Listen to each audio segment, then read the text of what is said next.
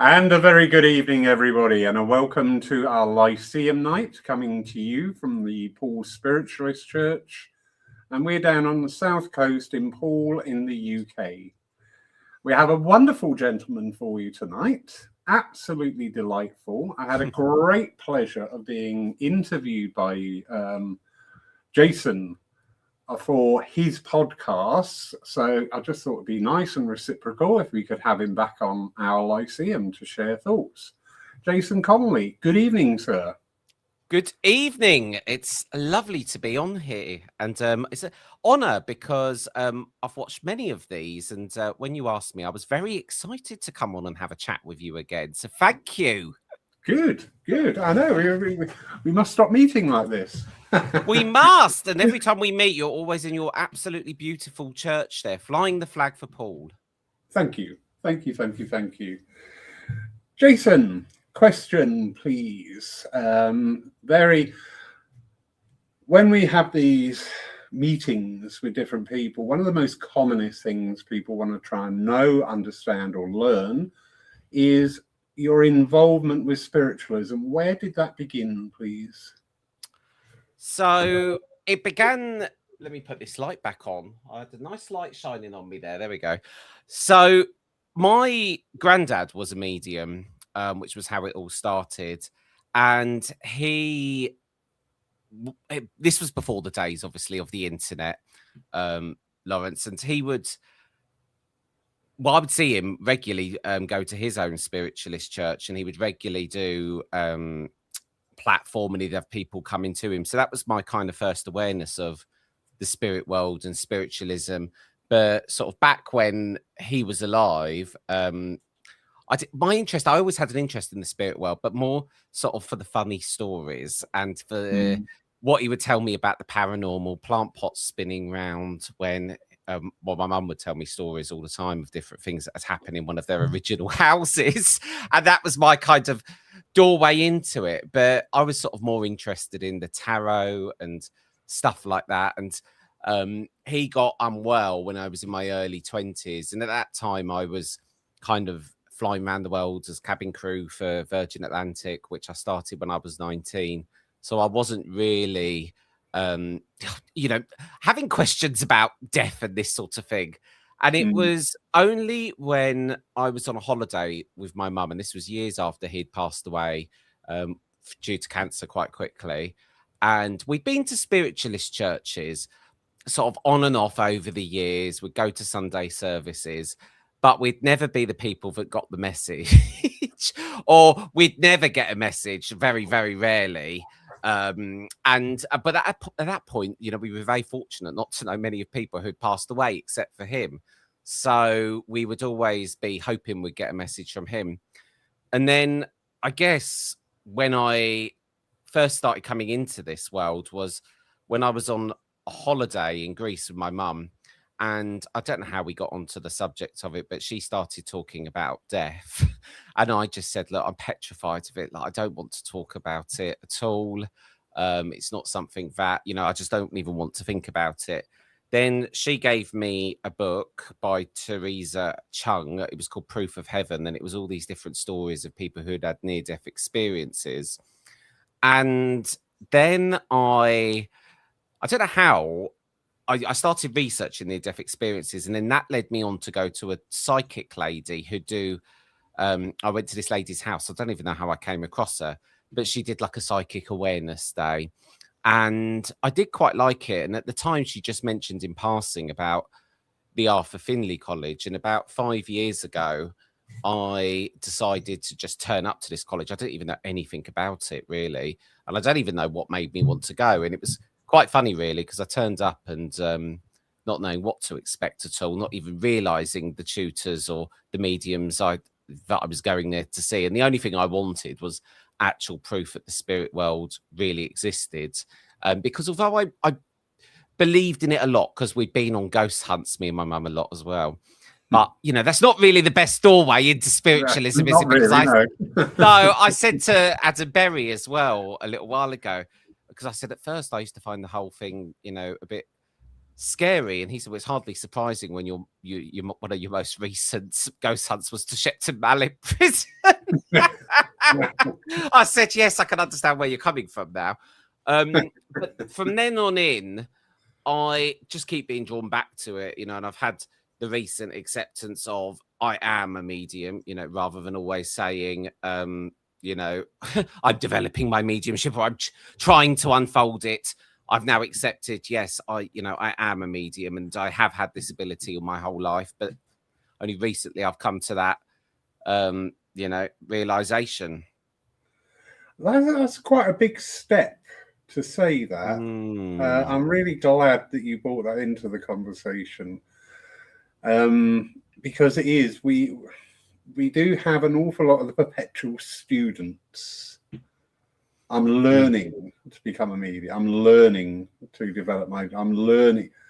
And, these people have been doing it for how many years? I'm thinking, my goodness, if this was a driving lesson, you'd be a driving school's dream, because you'd be there every year. But it is something, and it's a really interesting mental shift with mediums to go from that I'm learning, because we're always plagued by self-doubt, aren't we? We are. Yeah. And it's one of the biggest things that hold us back in our mediumship. And for ages, what was stopping my mediumship really unfolding? Well, I'll tell you a funny story. This is what happened. So I went to the college and I was on this course, and in the very first day there, my granddad came through with evidence that was just irrefutable. There was no way in the world that I couldn't now not believe in it, because what was said was just so powerful in that moment, and it was how it felt to me. So the next day, I was used to talking at work, going up and speaking in front of conferences and whatever. So I wasn't nervous to throw my hat in the ring, so to speak. But we went into the college, into the sanctuary, and the exercise they were doing was you had to bring through a spirit communicator, and they'd got up a few advanced mediums, what I would deem to be advanced, people from, advanced groups. And then the tutor said, would you like to come up? And I sort of said, oh, why not? And they said, man, what I want you to do, sort of leading me into it, I want you to sort of get a spirit communicator. I said, yes, I think I've got one. And they said, where in the room do you think you might be? Sort of all this 100 people there. And I don't know what happened. I just said, that lady right there, you, yes, you right at the back. And all of a sudden I did this communication, and it was still one of the best communications I've ever done. But then the problem was I could never recreate that. And it kept happening all week like this. And then when I left for the year afterwards, I was like, what happened there? And why can't I recreate that? And I now know that obviously the spirit world was showing me my potential. But, after that week, I was very, very intrigued. But then it was the case of having to put the work in. But one of the biggest things that stopped me, and I think it stops a lot of people in their mediumship, is trying to develop one's mediumship or getting lost in techniques. And that just puts you up in your head, doesn't it? Very much, very much. Before we continue, a quick couple of hellos. Got lovely Matt with us. Good evening, Matt. Elspeth, right the way up in the Shetlands. How are you? Up Helly. I've been following the Up Helly in the Shetlands. Looks fabulous. Wonderful Marion Frisbee. Marion, good evening, darling. Lynn is joining us from Canada. So good evening to everybody so far. Hello. But yeah, I love that, because you do have these moments. It's like a flash of brilliance, isn't it? But as you quite rightly say, it's the spirit world showing you your potential. It's sort of like, this is what you could do. It's a bit like, I went to a patisserie class because it suits me, because I like sweets and I like... Who doesn't? I know. I like sweets and I like perfection. And whenever I went in, when I was living abroad, you go into these patisserie shops and you're just like, wow. Not only the sweet, it is the, the whole construction of it. And I was like, wow, well, I did one tray and that worked out fine. Then the rest of the day, it just went horribly downhill. And by the end of the day, I was this snarling Wolverine in the corner, throwing egg custard at anybody who dare come within 10 feet of me. But we had that moment of perfection, which was wonderful. Do you think I get thoughts in my head, which sort of follow me around for a while. And the current one is, when we are in the midst of a communication, do you think it may be a stumbling block to mediums because we're trying to weave that information into a story or a format that we understand, but actually we're not going? I had an experience, and it was about a child being named after a grandfather. I've got no experience in that field. I've got no experience, no understanding, so there wasn't that familiarity there. And I often think, I wonder if, because I think sometimes we try too hard on the platform. Well, I think we want to get it right, don't we? And I think we care so much about, and when we're wanting to develop our mediumship, I think firstly, we all, most of us go into this because we want to help, or, we understand the gravity and the sacredness of what it is that we're doing, and we want to do a good job. But I think one of the biggest things that has really held me back in my mediumship is the very simplicity of it. In every other area of our life, we are taught from, a young age, you need to try hard, you need to work hard. Success does not come easily. And even myself, with what I've done in my career, it's always been in sort of instilled in me that, even being in the sales industry for such a long time, that, I have to work hard. And with mediumship, it's the beauty and the simplicity of it. And it took me a long time to even work out how to quieten my mind enough to even feel that I can build on that connection. And I think you go through stages as well with your mediumship, where you go from, I think there's a lot to be said from that stage of going from believing to knowing, as well. And when I look back at, even the journey of my mediumship and mediumship in general, you really have to dig deep and do a lot of your own sort of personal growth and development work, because the two just go hand in hand as well. So, and I think that through developing my mediumship, it's helped, in every area of my life. It's not just exclusive to that, but the simplicity of it is what I find so difficult in a way. Yes. Yeah, because we have to think about everything, don't we? We do. Going down the road to the shops, we've got to think, all right, number one, have I got a bag? Because I don't want to spend 40p on the bag. So have I got a bag? Have I got my money? Have I got my card? Is it raining? Can I walk? Is there a but? Is the cut? And everything we do, even the most simplest of tasks, involve this complex mind maze of organizing everything. And all we want is to go down the road and get half a dozen bread rolls. But we just go through all this process to put ourselves in the position to do it. But like you say, when it comes to the mediumship, it is about letting all that go. It is. And just sticking with what you're shown. There's a very common phrase, say what you get. And there is. So true. But it a lot of the time, even for me, and I didn't even realize I would do this for such a long time, I get a piece of evidence, and the first thing it does is automatically go up in my head to try and place it. But I wasn't even aware for a long time that I was actually doing that. And I actually spoke to Andy, a medium called, a really beautiful soul, and a great medium called Andy Bing, on my podcast, but the episode hasn't come out yet. For anyone who goes to look for it now. But he was saying that when you get a piece of evidence, what the spirit world are normally giving you is a memory. They're giving you, and what we do, you know, in the early stages, or, you know, a lot of mediums do it as they go through, is you're looking for evidence, piece, you know, almost like trying to tick boxes. And he said, and it really resonated with me because it made me think of a reading I'd done recently. And he said that when you get that piece of evidence, so recently, for instance, I was doing a reading for someone and I had a memory come through of this man standing outside kind of like an Italian restaurant, sorry, with all sorts of, you know, vegetables hanging out the front on bits of string and whatever. And then I moved on past that and just went on to the next piece of evidence. But actually, this was kind of almost in a tuition scenario.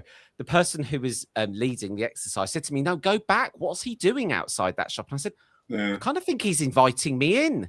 So then when I went in, and I think we spoke about this actually on the podcast, it was all about that restaurant. It was a family restaurant. It'd been there for decades. People had had their weddings there. And I think to myself, how many times in my early days would I get that piece of evidence and move on? But normally it's by going into that experience, whether it's, you know, I've had recently done a reading where someone was showing me a Christmas scene in a family, and it was all about how important Christmas was and those memories. But, you know, even that, when he said, go into the emotion, go into the memory, that really struck a chord for me, the way he said that, because I thought, yes, we need to be less about the evidence and the ticking boxes and more going into what is that person trying to communicate to us, not just looking for, you know, name, street address, this, that, the other. Inside leg measurement.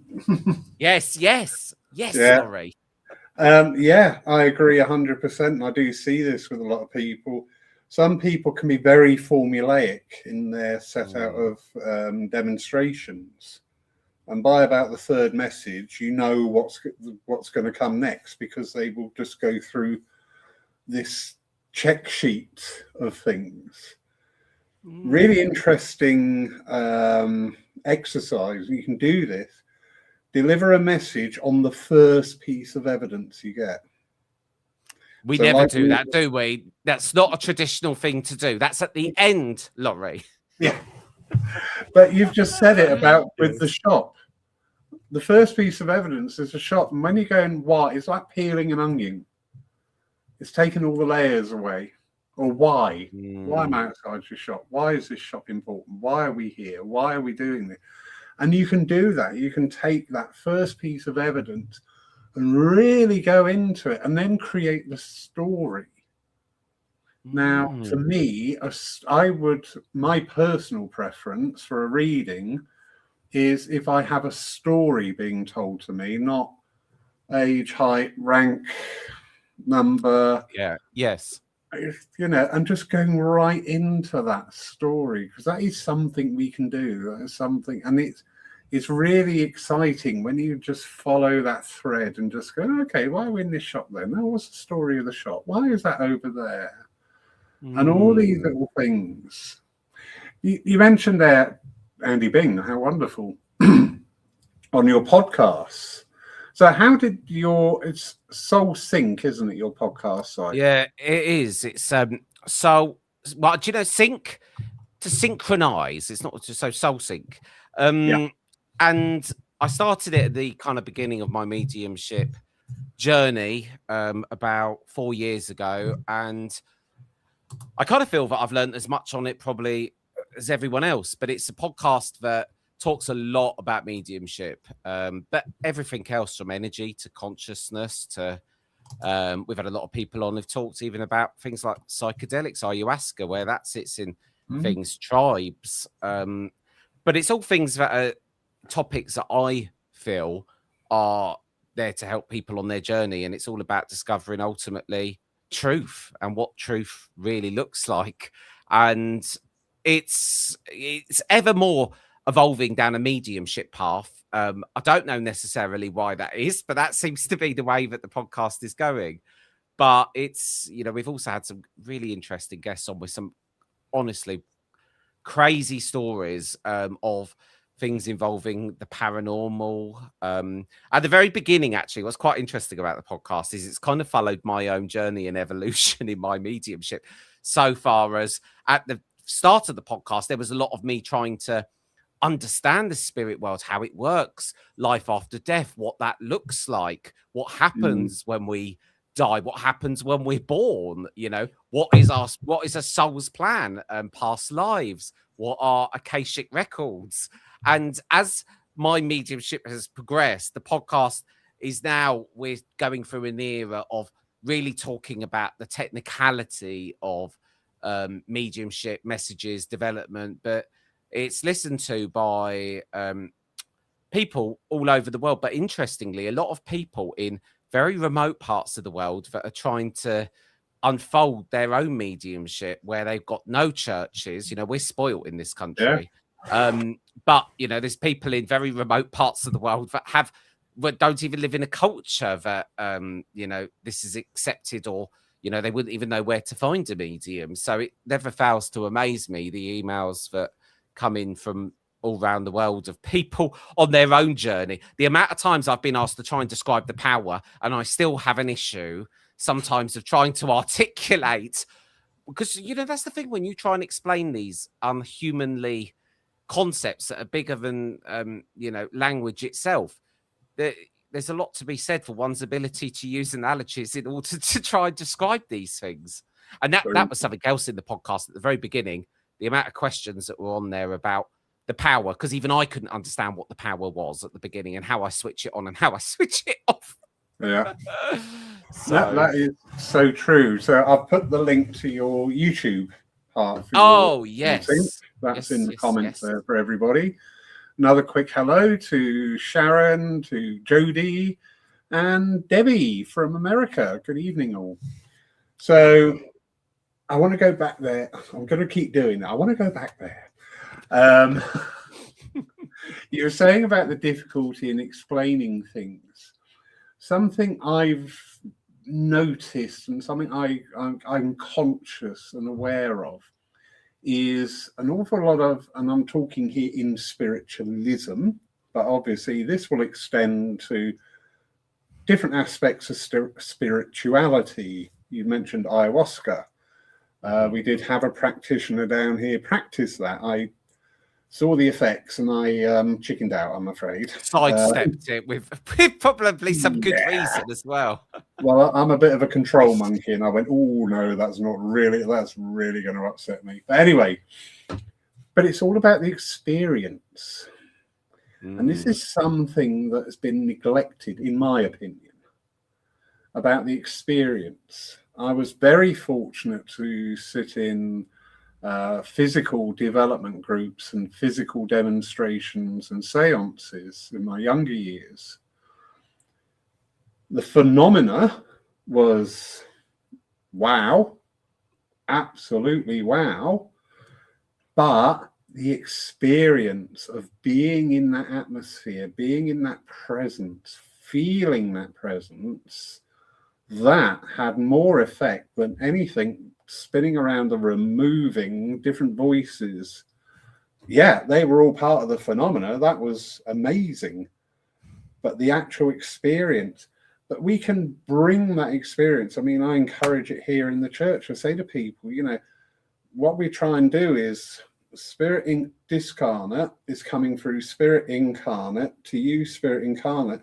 But you should then be linking back to that discarnate, so you get that feel. And it just makes my day when people said, "Oh my God, I could feel my dad there," because that stays with people rather than an endless list of he was 6'2", eyes are blue, fair hair, which is wonderful.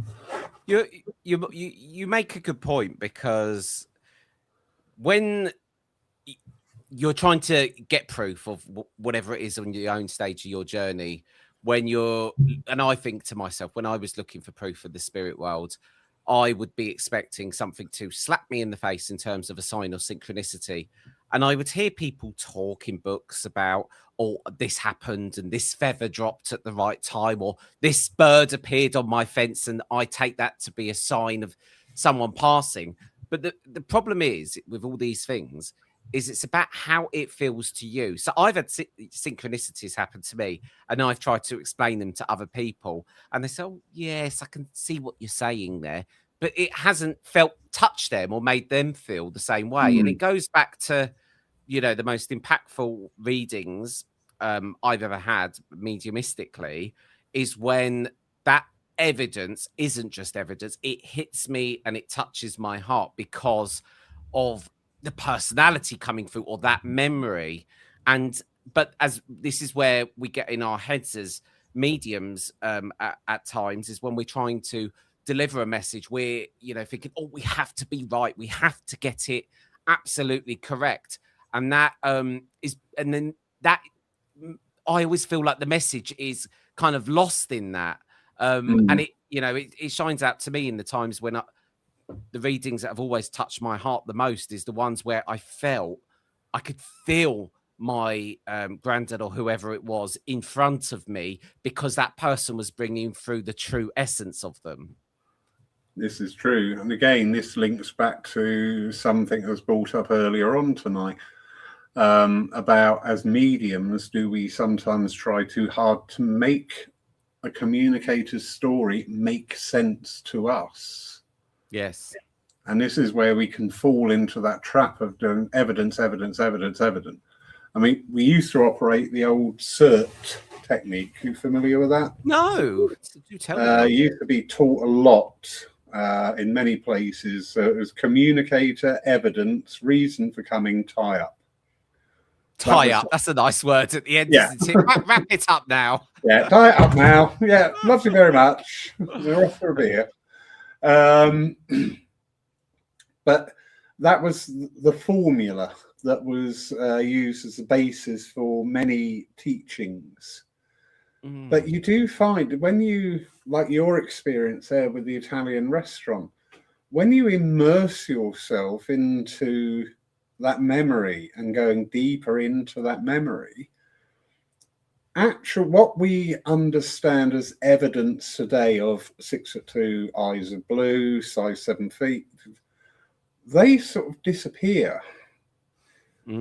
If you were to bring through my mother and gave the physical description and everything, yeah, I understand that, that's fine.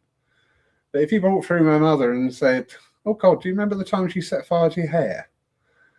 Do you remember the time, oh, do you remember at the wedding she dropped the ham?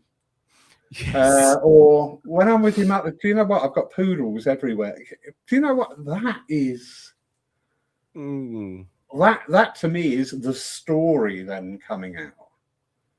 Well, I guess I always think that when a spirit person is coming here to communicate, I can't imagine the amount of effort that must take, because I've now come to the belief that, and I'm sure, I don't know what you think, but I believe it takes them a lot of effort, because I've also monitored certain family members of mine that like to come through, and so for instance, whenever my granddad has come through, he has always been a very good communicator, but I believe that to be because he was a medium, and I believe that his communication has got better. But I've also noticed now, because I go on a lot of courses to develop my mediumship, I've noticed that he takes quite a lot of enjoyment in teaching the students. So I think he sees himself as a mediumship tutor from the other world now. But I've also noticed that when my nan first started coming through, she would only come through my granddad, who would speak on her behalf. Now she is fully confident. She doesn't need him. And quite frankly, when she does come through now, she will dominate throughout the week's course. She'll come through every day. But I think it takes, I actually believe that the spirit world have to go away and really learn to communicate with us like we have to communicate with them, because we're trying to go up in energy and frequency, and I can't imagine what they're having to do to go down in vibration. It must be like, oh God, I've got to come down to you know, the earth plane tomorrow and slow down my energy. It's so dense down there, Laurie. I just can't imagine what that process looks like. There's actually recorded an account of that. I believe it was Ursula Roberts and her guide Red Cloud. Oh, those books are amazing. And Red Cloud actually states it took him 7 of our years to work down through the densities of our energies to be able to be an effective communicator. Do you know what? It's really funny you mentioned that, because I think that was the most recent book I've been reading, actually, because that was jumping out. Was that when they were talking about that he came down here in order to save humanity at the time of the war? Was that around that period? Yeah, I remember reading that. And the Earth was in such a dense place at the time that that's how long the transition took. Yeah. And it's fascinating. I sit and talk with my team regularly. If anybody ever put a camera in my lounge, I would be in the local hospital very quickly, because I'll just sit there and suddenly I'll laugh because I have humor and humorous things are said, but we have the serious talks. And I said one day, I said, why do I never see where the communicator is now? And the voice just came back and said, because that's their heaven, not yours. And I went, I really get that. We physical, we want physicality, do we not? You know, we do. Yeah. If you say to people, what does heaven look like? It'd probably be a very general thing. You know, it would probably be this very earthly scene, very generalized, classic textbook thing. I'm just a great believer that it's going to be what it is. I've made a pact with myself.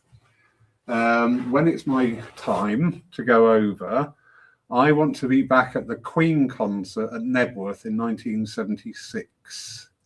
Oh, you're going to time travel? Well, it doesn't exist, does it? You're going to go backwards. Yeah, you know, when I'm there, when I find myself right down the front again, like I did then, that'll be it. That'll be my heaven. But that's going to fade away, and that's going to fall away in time. Yes, because we change and evolve. Here's a question for you. We just discussed Red Cloud taking 7 years to take that transition. And I mean, that's probably a very rough figure. Because ultimately, yeah.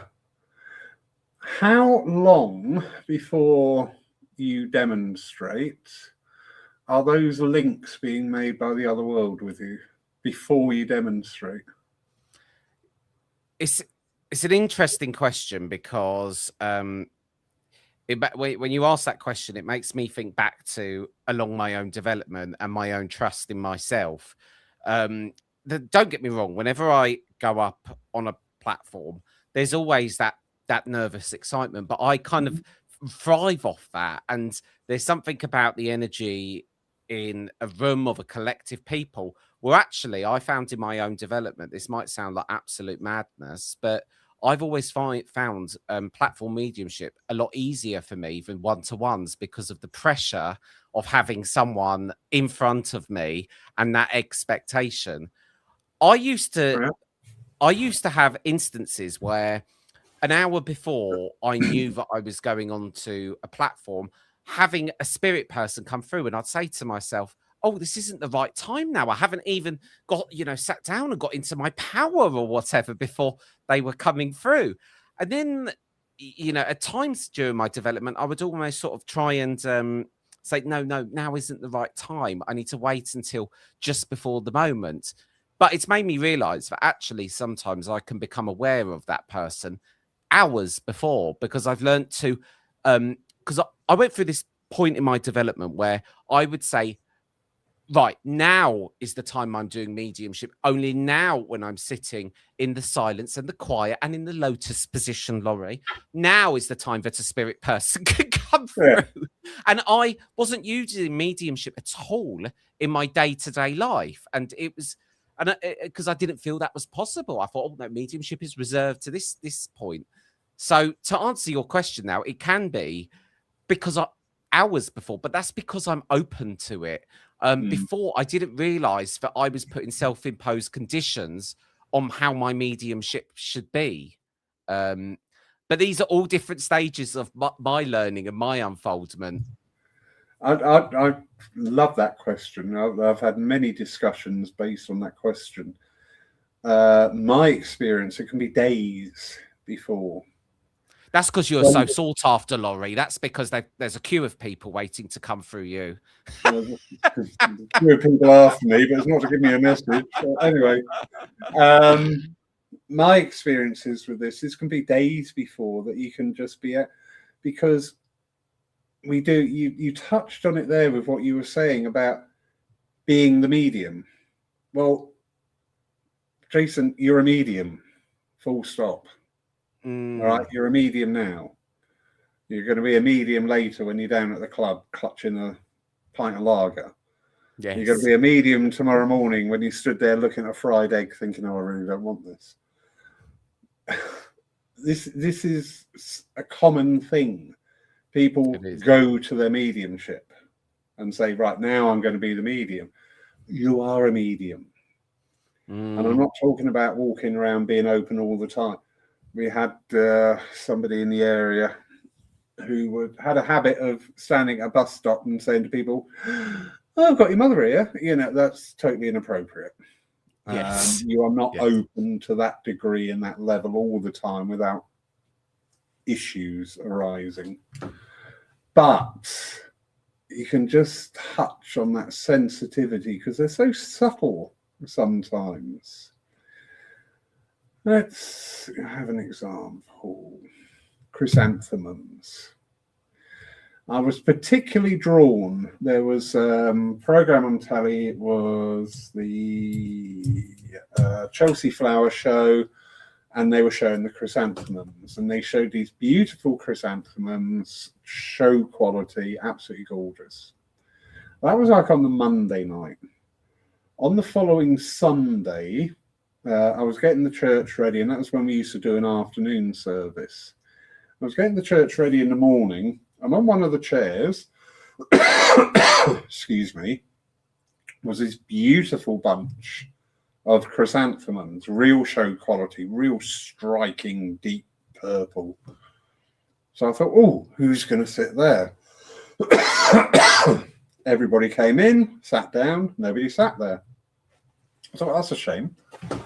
3:10, knock at the door, lady, that's such a mare getting here, the bus was late. I said, that's right, you're here, come on in, sit there. She sat there. Great. Service finished, no message. I'm like, I've got to chase this up. I said, would you understand why there is this bunch of chrysanthemums? I said, they're not just chrysanthemums, these are show chrysanthemums. These are, you know, you would exhibit these, and in fact, you would get a little gold medal for it. And the woman said, thank you, that's what I've come for. It's my husband's anniversary today, and he used to exhibit at Chelsea. And I'm like, I find that fascinating because that thought, that image, that presence, when I was watching it, I was totally involved with what was going on with no thought of using that as something later on. I just thought, oh, I wonder, because, you know, we're open to that influence and they're drawing your attention to it. But it's interesting because that's, you know, that there'd be points in my development where I would see the chrysanthemums and think, well, is that enough? Why am I only getting that? But that was so poignant. The very, you know, motto of the story there is that was enough for that lady to really feel the presence of her husband. And it's the same, you know, when my granddad comes through, the strongest bit of evidence is he comes through with this flat cap that he used to wear. And when I hear that flat cap, I know it's him, because he takes great pride in highlighting that flat cap to me. I'm not being disrespectful to your granddad. Yes. But when I started developing, and I was very fortunate to sit in some lovely home circles. But a common theme, people would say, oh, I've got a gentleman here, and he's got a flat cap on. And this carried on for the first few years of my development. And I got to the point of thinking, so when you die, you don't get wings, you get a flat cap, it seems, because everybody's coming through with a flat cap. It's interesting. Oh, it's fascinating. And we can go on and on forever and still not fully understand it. And that's the beautiful thing. It is.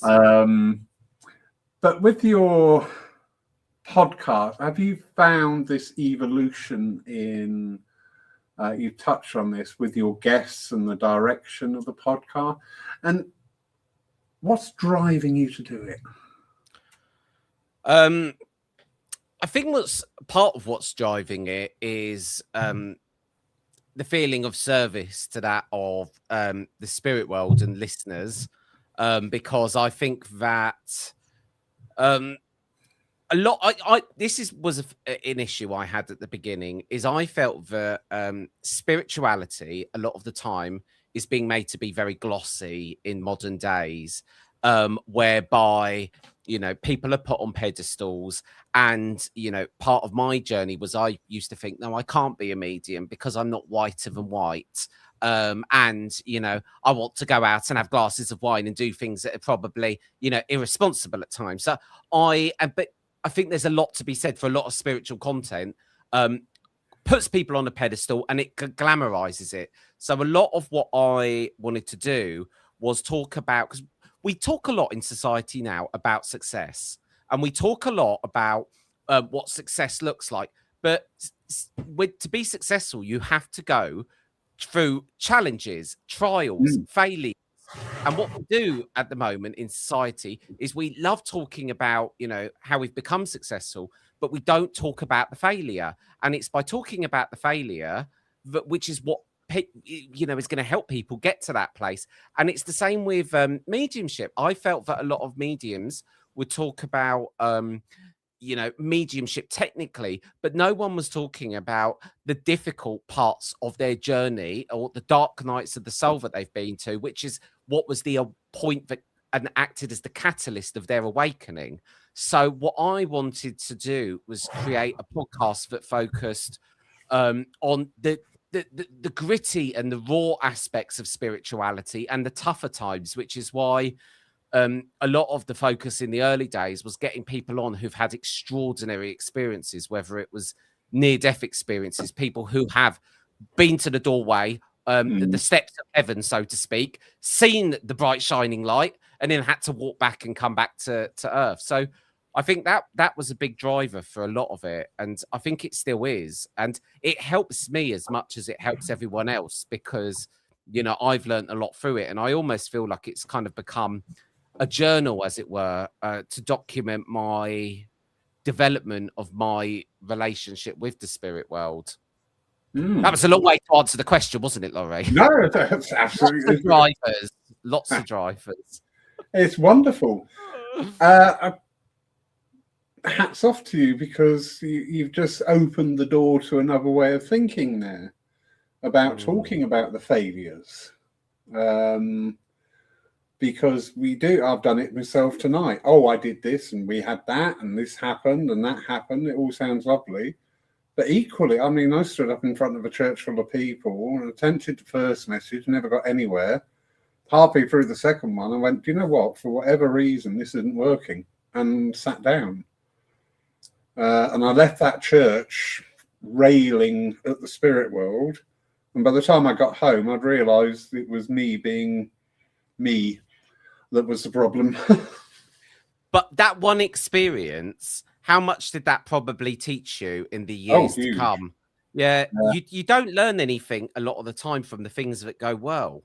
Whereas we all seem to be striving for perfection so much of the time. And I think perfectionism stalls progress on a lot of things. Like, I think the amount of times, how many times do I never put that thing out or do that thing because I don't think it's perfect? Whereas actually it's perfectly imperfect. Just get it out and get it done.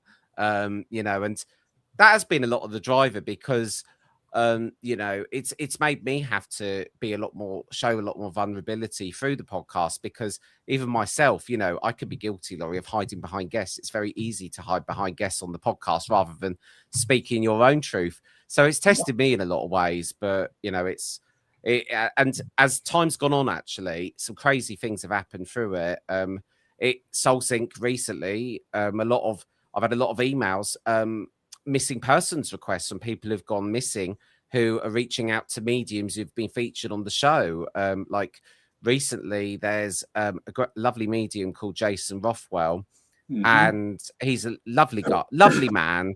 And he was involved in, I can't remember the whole story, but essentially, when Nicola Bully was missing, he had Nicola come through from the spirit world to direct him to where, I suppose it's a very awful part of the story, but where her body was essentially found. Yeah. And he that was very well instrumental in documented. that.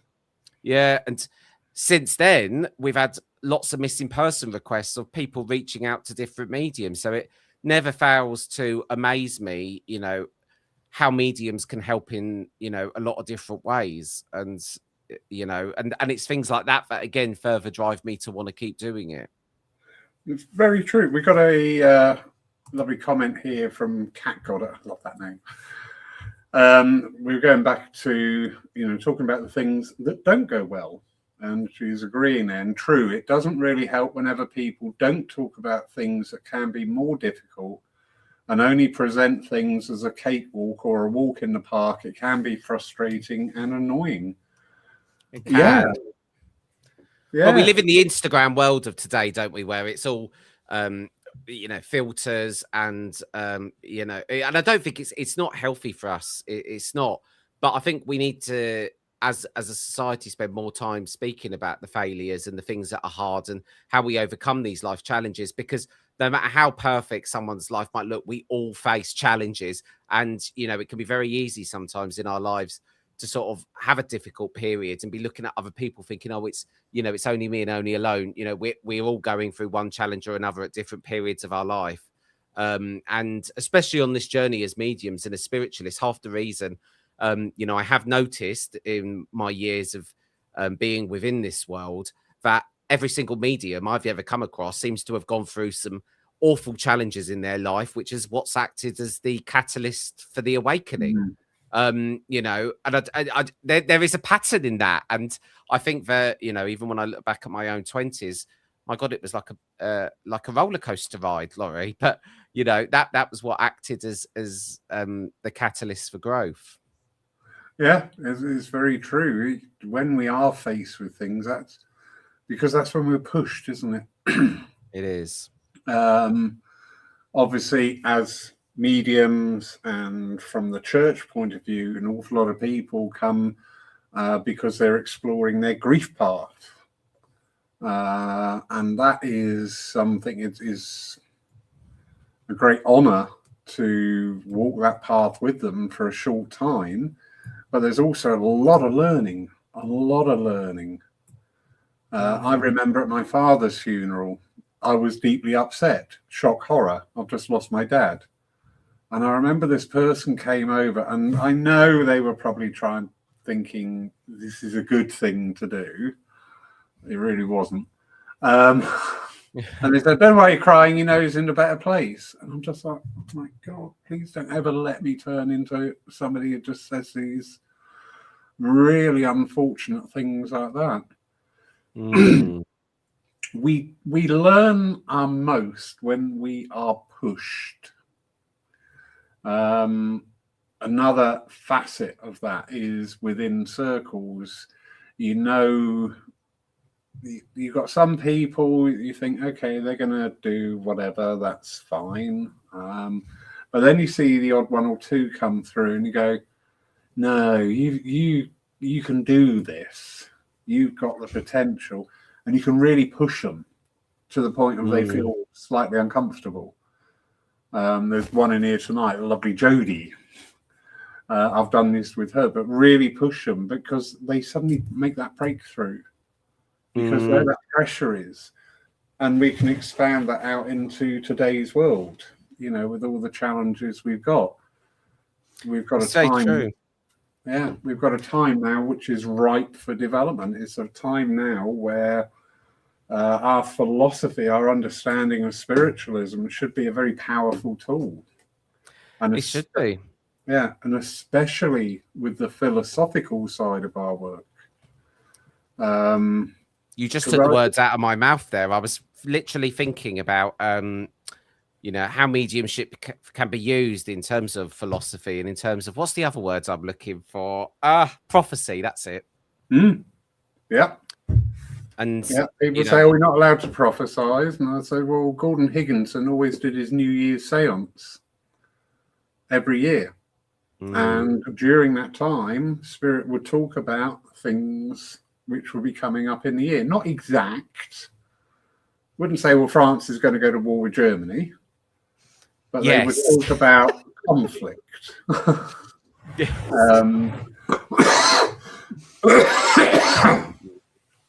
It's interesting. I often say to myself that with mediumship, my view is always, yes, it serves a very important place in improving life after death, especially, in the world we live in now, in allowing us to hopefully live a more happier and fulfilled life and to understand that we are limitless beings. But I also, was even thinking to myself recently about, just how beautiful, if you see trance done well, how that can literally touch the heart of every single person in the room. And Eileen Davis said to me recently, I said, why does trance, every single person seem to really take something from it when she does it? She said to me, that's because the spirit are very aware that they'll use the collective consciousness of everyone to make sure that what comes through touches the heart of everyone in some way. And I just thought, how powerful and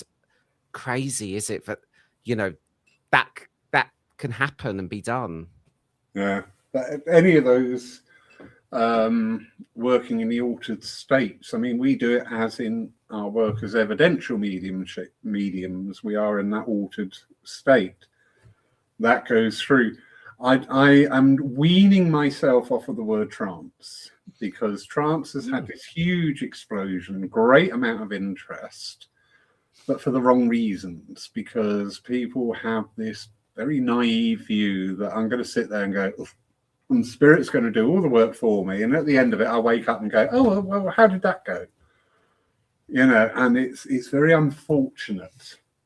It's very hard to get into the actual state that's close enough to drop into trance. And I think this is where it goes back to the old days of mediumship, and how people would sit and just feel the power for such a long time before they'd even get to the point of bringing, a contact or a spirit person through.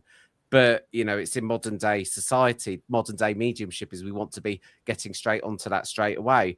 But in my times of doing trance, it took me a long time to even be able to feel that I've dropped into a deep enough state, because it's one thing doing an evidential contact where you're still, your mind is still active in some way, mental mediumship, but it trance, you're trying to allow yourself to get into that deep enough state of not even caring about, the people sitting in front of you, around you. And I found that very difficult. And when I've done trance, it's a great skill and I want to be able to develop my trance, but I found it to be so difficult. But again, it's so simple, but the simplicity is what makes it so difficult. Well, it's practice, and practice. Practice makes perfect, Laurie. Well, no, we've been hearing that for years. Don't chase perfection. Yes. But yeah, with the altered state of working is not just in what we understand the way it should be demonstrated. I'm very fortunate. I've got 3 mediums who serve Poole, and their addresses are in the trance condition, and it's beautiful. Number one, when I look around the church, 90% of the people have their eyes shut. I find that fascinating, because again, it enforces this thing I talk about, the experience. When you have that true trance. I've sat in a trance den and I've just sat there going, rubbish, rubbish, rubbish. There was trance energy there. I see little sparkles, and it always goes along a straight line. When the medium sat down, I could see the sparkles running up and down the tie, and I thought, oh, this is going to be good. But what was said, I was like, well, this is rubbish. I cannot go along with any of this. But other times I've sat there and just gone, wow, that was so powerful. It's interesting because I always find that whenever I watch trance, I always do it with my eyes closed, because I feel that then I am more inexperienced. Otherwise, I find myself I'm more getting absorbed in what the medium's looking like, looking for the ectoplasm lorry that's meant to be coming across one's face. But Right. no, I do find that I feel much more in the experience. And so I even said to Eileen Davis a little while ago, like, I would love you to record some of your, trance sittings, because some of the wisdom that has come through is so off the chart that, I feel that a lot needs to be done to get that out there to humanity. And actually, that's something I've just started doing on the podcast, is once a month having a medium called Nico, who's a trance medium, an American man, come on, and we're going to put questions from the audience to Spirit whilst in the trance state in a monthly live Q&A. So trying to bring trance lorry to the masses. That's what I'm trying to do. But it's interesting. The thing is, when we're working in that deep and altered state, it's remembering that there are many schools of thought in the spirit world. We have this thing because, again, we are physical beings. I touch it, it's there, it's told, it exists. If I don't press anything and cut you off. But anyway, so when we say, and this is a common phrase, I hear people say, I'm looking for the truth, or I'm going to speak the truth. Well, actually, my truth is going to be different to yours. It's going to be different to everybody in the room tonight and everybody who listens to this at a later date. It's that blending, that understanding, and going, okay, yeah, that's fine. Like I said about the medium I saw, I was out there going rubbish, but the gate, it's a different school of thought. It is. And even though in the deepest of altered states, the mind of the medium is still present. It is still present. We've got a wonderful gentleman, Mark Stone. His trance is sublime. It's beautiful. It's always a privilege to be a part of. But over the years of listening to him, there's been the odd occasions where you can hear his voice come back in and then settle back into the communicator. And I was like, what's happening there then, Mark? Why is this happening? He said, because I felt they were going to talk about something that I didn't want to talk about. And I thought, that's fascinating. That's fascinating, that. His mind kicked in at that point, and because controlled that. A topic coming up that as a person, I don't want to share that topic. So you're actually saying something interesting there, because that happened recently to a trance medium who I know who held back something and decided to. So it's interesting you say that, because that's not the first time I've heard of that, actually. Well, again, it underlies that thing with the altered state of awareness. You are never truly 100, because we have ourself. It's personal. It's us. They're saying it. I mean, even in a legal thing, if you went into a trance state and said something totally outrageous and you went to court, they would not recognize the trance state. You have said it. But in the fact and the art and the making of sharing wisdom, philosophy, prophecy from the other world, there is always going to be, the mind of the medium is always indelibly intertwined with that communication. Well, you would think that trance wasn't the case, and actually for a long time I believe that trance was getting the mind completely out of the way, but that's, as you said, that's not the case. No, you've got to forge that. This is my understanding, and people out there, if you don't agree, you know what, that's great. But you just got to forge that depth. It's like with our friends, physical. We've got circles of friends, haven't we? Yes. Got, oh, hi, how are you? Waffle. Oh yeah, how's work? Da da da da da. And then the inner circle comes in. You go, oh, hi, what's going on? How's the relationship going, or whatever. And then we have another inner circle, don't we? And go, do you know what? I really need to vent, and I know I can vent with you. If they do that one more time, I'm going to And it's a similar process with the spirit world, that we've just got to get that comfort, that trust, but never lose our uniqueness, because what's to say in these altered states of working, this is not your higher self talking? That's a very good point and a very good question. So yeah, it's fascinating. And again, this is the beauty of what we do, because there is so much to discuss, explore, try and understand, but again, avoiding the truth, because whatever we learn today will open up the doors to 28 different thoughts tomorrow. Very wise words, Laurie, I have to say. Oh, thank you. It had to happen sooner or later. I've been waiting 64 years for that, and finally it's happened. Hurrah! Just back to a comment here, going back on the prophecy thread. True and the prophecy thing. Literally had dreams, or even certain spirits predict haunting experiences I've had, or things of that nature. I mean, if you go back in the history of what we understand as spiritualism, taking away the organized religion side of it, but going back to BC times, tribes would have seers who would talk about the coming year. They would talk about droughts. They would talk about flood. They would talk about famine. They would talk about plenty. I mean, that's always been there. Again, maybe not down to the nth degree, you know, on the 16th of March, that army is going to come over the hill, but it would lay the ground, pave the ground in readiness. So things... We could get our battle armor on, so to speak. Definitely, yeah. Or we're going to plant more crops because there's famine coming, or whatever. Oh, here we go. Question. Good question. Corinne, good evening. Welcome. Is there a heaven? What's your thought?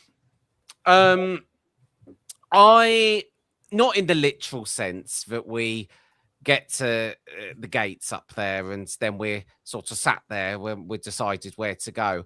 I feel that when we go to the spirit world, we go to another frequency of consciousness. But I don't think it is as literal as what we go. I think it is a heaven. I actually have come to the conclusion that I think down here is you know, our hell in some ways, and our learning, our place to learn and grow and develop our soul. But no, I don't think it's like that. I think that we go to a place beyond time, space, where we can literally go anywhere at any time. I always think it's amazing that, you know, we can sit down as mediums and literally go to do a reading and there's always someone there. You know, even that in itself, you know, I find fascinating. But, you know, I do think the spirit world is like heaven, but I don't think it's heaven in the sense that we, you know, probably imagine we're going to be sitting there on a fluffy cloud and, you know, eating grapes and a harp playing for us. I don't think it's quite in that sense. But I guess it depends on your version of heaven, doesn't it? Exactly. Thank you, Corinne. Really good question. It is a good question. It links in with earlier topics. I'm not sure when you joined us, Corinne, but it links in with earlier topics through tonight of we were just talking about the truth. Well, there isn't the truth. There is your truth. There is my truth. There is Jason's truth. There is Cat Goddess truth, Debbie Romero's truth. And they will all differ.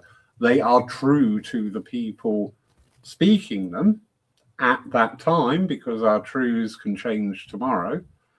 So is there a heaven? There is a change. Many of the old books, and we're talking like 1900s, 1930s, and they talk about spirit lands. And there is a common theme. They don't describe it. There's no description of things. But there is a very common theme of going to a place of peace. There is going to a place, you know, if as I said earlier, my idea, I've said when I cross over, I want to be back at the Queen concert in 1976 at Nebworth. And that's going to be my heaven. But I'm not going to be there forever because that concert's going to finish and then I'm going to go off and explore. Yes. Similar with everybody crossing over. Somebody said something once, it really stuck with me, because we talk about different vibrations, different energies and things like that. And they said, a lot of people, that doesn't feel right to them. If your idea of heaven is a rose-covered cottage in the middle of a field with an open fire, then do you know what? I wouldn't be surprised if that's not what you find. But after a while, this realization comes in that you don't need a bed because you don't need to sleep, and then you don't need to eat, and you don't need to drink. Wonderful account of that in Many Mansions, Lord Dowding. And there was an account of an airman who crossed over and he knew he'd passed, but he was still in the battlefield. And he went, oh, this is a bit rum, talk of the day. And he went, God, I could do with a drink. And he had a whiskey in his hand. So he drank his whiskey and he went, oh, that's better. I want another one. He had another whiskey in his hand. He got halfway through it and he said, I then realized I didn't need it anymore. And I thought that's fascinating because it's that losing of the physicality. So your rose-covered cottage with the food on the table, in time you would, this is only a scenario, in time you would realize, well, actually I don't need food. I don't need water. I don't need bed. So if I don't need a bed, I don't need a bedroom. So why do I need a house? It's this evolution. I hope that. But apparently, even in that book, that Red Cloud book, I think it even talks about that if you do want a house in the spirit world and you have a need for it, then that is also possible as well. You can have a house, but if you don't need it, you don't want it in the spirit world because we have no attachment to anything. So it's a difficult concept to even try and digest and swallow. It is at times. It's that transition because we can't just drop our physicality because we've spent many years in our physical existence and we've grown accustomed to that. That doesn't end with death. That stays with us. So we go through a process, I suppose you could call it an unlearning or relearning of what is real and what is temporary, because all this is temporary. Well, it is. I've even started to think that I'm spending a good proportion of the next years of my life unlearning a lot of what I've learned in the first few years of my life. Or the conditioning and certain things that I need to undo. Limiting beliefs, things that limit us. Sometimes we have to unlearn some of the things we think we know. Yeah, very true. And give ourselves the ability to do that, because we see it, and it's not just in spiritualism, it's in all the major orthodoxies and ways of life and philosophies, that when people become dogmatic about things and say, well, this is here we go again, the truth. And if you don't adhere to the truth, you are going to go wrong. Well, actually, where's the learning in that? Where's the growth in that? Where's the ability to debate that? Because otherwise we end up rebelling against it. So you've got one side being very firm and structured, saying this is the truth, no further. The other side trying to understand it and debate it and not getting the debate back. So they then become the protagonists because I need to get through that. It's really interesting. Anyway.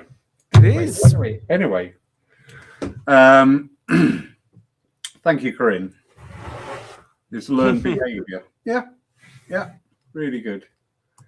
Jason, you little sweetheart, you've been absolutely wonderful. I've loved it. Thank you for having me. No, pleasure. It's an honor. Thank you. Thank you. It was very interesting tonight. So as I said, I'll put it back in again, the link to Jason's YouTube. Yes, I very much enjoyed it. Thank you for everyone for coming. So the link is in there. Please explore his podcast. You might find one from me in there, but you don't have to listen to it. It was actually a really interesting episode. We covered a lot of really interesting things. So, Good. I found it interesting to listen back. So thank you. Yeah. And you never know. We may meet at the college on the open day if you're going to go up there. We may. So I'll tell you what, you drive up here and you can come up on the coach with us, but you have to be here at 6 a.m. So good luck with that, love. That is an early start, isn't it? Oh God, it's such a long day. We leave Poole at 6, and we get. Do you do the little announcement on the microphone in the front of the coach to round everyone up, and you're the tour guide? Yeah, so do all that, and we have a quiz. There's normally a bottle of bubbly for the prize, and then we get off. We have a comfort break, and you've got to make sure that 48 get off, that 48 get back on, hopefully. All good fun, but it's worth it. It's good fun and games. Yeah.